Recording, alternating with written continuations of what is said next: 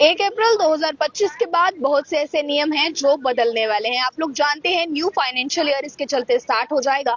तो अगर आपका बैंक अकाउंट भी किसी भी बैंक में, अगर आपका पीएनबी में, एसबीआई में, कैनरा बैंक में, इसके अलावा किसी भी बैंक में अगर आपका अकाउंट है तो इस खबर को आप लोग ध्यान से सुन लीजिए। देखिए, आपका जिस भी बैंक में अकाउंट होगा बहुत से नियम बदलने वाले हैं, जिसमें कि एटीएम से जुड़े नियम, एफडी से जुड़े नियम, म्यूचुअल फंड से जुड़े नियम, आपके इसके अलावा जो आप पैसे विड्रॉल करवाते हैं या चेक अगर आप इस्तेमाल करते हैं पेमेंट के जरिए, तो इन तमाम चीजों के नियम जो है वो बदलने वाले हैं। सबसे पहले मैं आपको इसमें ये बता दूं कि अगर एटीएम से आप पैसे निकलवाते हैं तो इसमें 1 अप्रैल 2025 के बाद एटीएम से पैसे निकलवाने के नियम भी बदलने वाले हैं। यानी कि आप जानते हैं कि अगर आप किसी भी एटीएम से पैसे निकलवाते हैं, आपको उसमें कुछ ट्रांजैक्शंस हैं जो निःशुल्क दी जाती हैं, उसके बाद आपसे पैसे चार्ज किए जाते हैं। पर अब इसको भी चेंज कर दिया जाएगा। यानी कि अब मैं बता दूं आपको, बताया गया है इसके अलावा अन्य बैंकों के एटीएम से, यानी कि अगर फर्ज कीजिए आपका एसबीआई का एटीएम है, तो अगर आप एसबीआई के एटीएम से ही पैसे निकलवाते हैं तो उसमें कुछ ट्रांजैक्शंस आपको फ्री दी जाती हैं।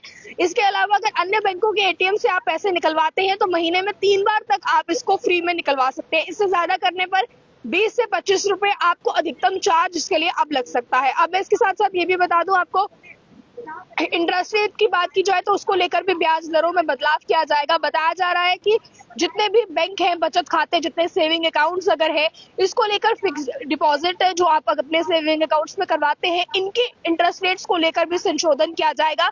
बचत खाते पर जो भी आपके ब्याज दरें रहेंगी, इंटरेस्ट रेट रहेगा, अब खाते के शेष के आधार पर अलग अलग इसको लेकर प्रतिशत लगाई जाएंगी। साथ ही साथ बताया गया है कि लॉन्ग टर्म इन्वेस्टमेंट को ज्यादा अट्रैक्टिव करने के लिए लोग लॉन्ग टर्म इन्वेस्टमेंट ज्यादा देर की करें, इसके लिए जो है फिक्स डिपॉजिट पर भी ब्याज दरों की बदलाव किया जा सकता है। इसी के साथ साथ डिजिटल बैंकिंग की सुविधाओं में भी विस्तार होगा। यानी कि जो डिजिटल बैंकिंग आप लोग ऑनलाइन प्लेटफॉर्म इस्तेमाल करते हैं पेमेंट के लिए, तो डिजिटल बैंकिंग की भी बहुत सी चीजों में बदलाव जो है वो हो सकता है। इसके चलते चलते ये जो है वो कई बैंकों के ग्राहकों को जो है इसके चलते जो है बेनिफिट्स भी हो सकते हैं। 1 अप्रैल से ऑनलाइन और मोबाइल बैंकिंग में कई नए फीचर्स जोड़े जा सकते हैं। इसके अलावा मैं आपको ये बता दूं कि पॉजिटिव पे सिस्टम की शुरुआत की जा सकती है।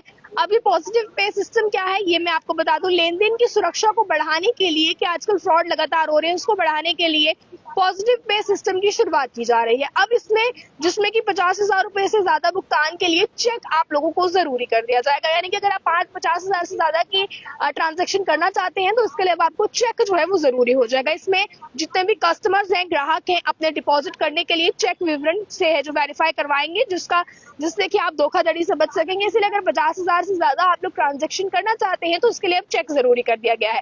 चेक के माध्यम से की गए भुगतान को लेकर इसे ज्यादा तरीके से ट्रांसपेरेंसी के साथ बनाया जा सकेगा। जब चेक से आप लोग ट्रांजैक्शन करेंगे तो वो ज्यादा ट्रांसपेरेंट रहेगा और इससे डिजिटल फ्रॉड्स भी लगातार जो है वो जो बढ़ रहे हैं वो कहीं ना कहीं कम हो सकेंगे। तो इस पर आप लोगों का क्या कहना है, क्या राय, इस पर आपकी अपनी राय को कमेंट बॉक्स में रखिएगा। 1 अप्रैल 2025 के बाद इन नियमों में बदलाव होने वाला है। ज्यादा जानकारी के लिए देखते हैं आप ऑल टाइम्स। मुझे कैमरा पर्सन गुलशन को दीजिए इजाजत। जय हिंद।